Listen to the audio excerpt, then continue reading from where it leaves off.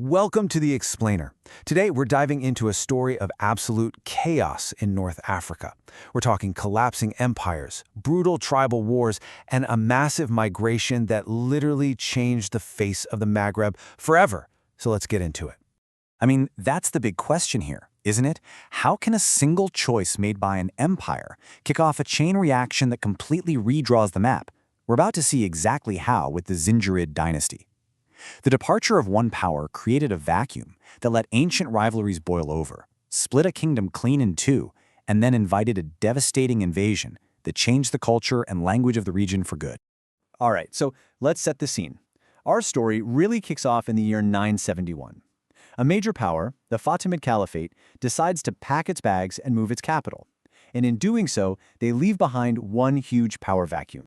And the fallout from that decision was immediate. I mean, it was dramatic.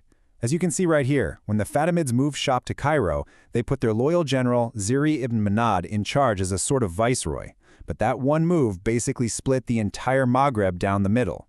You had the eastern half, still loyal to the Fatimids, and the western tribes, who immediately flipped their allegiance to the rival Umayyad Caliphate over in Spain. The fuse was officially lit. But here's the thing you really need to understand. This huge political conflict between two powerful caliphates, it was basically just a proxy war. It was a new front for a much older, much more personal feud between two massive Berber confederations, the Sanhadja and the Zenatas.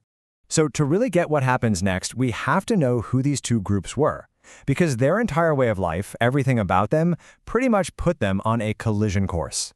And wow, their differences were stark. I mean, on one side, you've got the Sanhadja, they're mountain dwellers, farmers, deeply tied to their land and their fortified villages. Then you've got the Zirids. They are masters of the plains, semi-nomadic horsemen who are loyal to their clans, not to a specific plot of land. One is static, the other is constantly on the move. This rivalry was the perfect fault line for the big empires to exploit.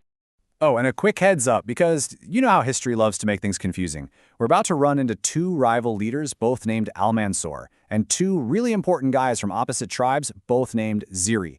Don't worry, we'll keep it all straight for you. So with the Zenatids' main sponsor, the Umayyad Caliphate, completely distracted by its own internal power struggles, the Sanhadja saw their chance. With their enemy's backer busy, Zuri's son, Buluggin, launched this absolutely brutal campaign, crushed the Zenatids, and founded the Zirid dynasty. And for one very brief moment, he actually united the Maghreb. But then he died suddenly, and everything was thrown right back into chaos. Okay, let's jump forward to the early 1010s. This decade was an absolute breaking point. And not just for one empire, but for two. And it was all happening at pretty much the exact same time. Just look at this parallel collapse. Over in Spain, the Umayyad Caliphate just completely shatters. I mean, it explodes into more than 20 small feuding kingdoms. And at the very same moment, the Zirid dynasty, which had just gotten started, is tearing itself apart in a nasty civil war. And this wasn't just some political rebellion. This was a family drama that went nuclear.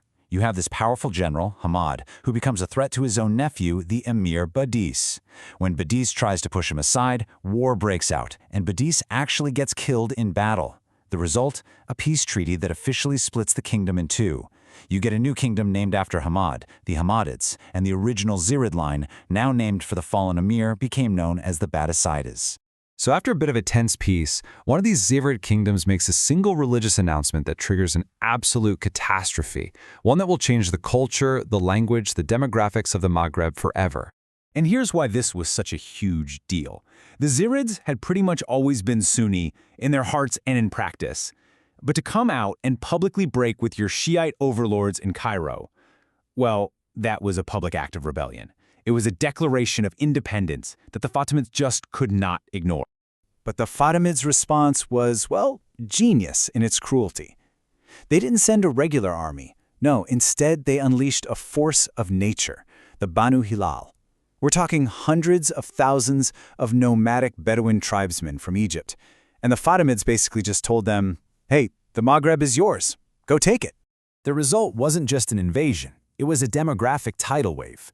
As you can see here, the impact was just catastrophic for the Zirids. Their kingdom completely collapsed, their capital was sacked in 1057.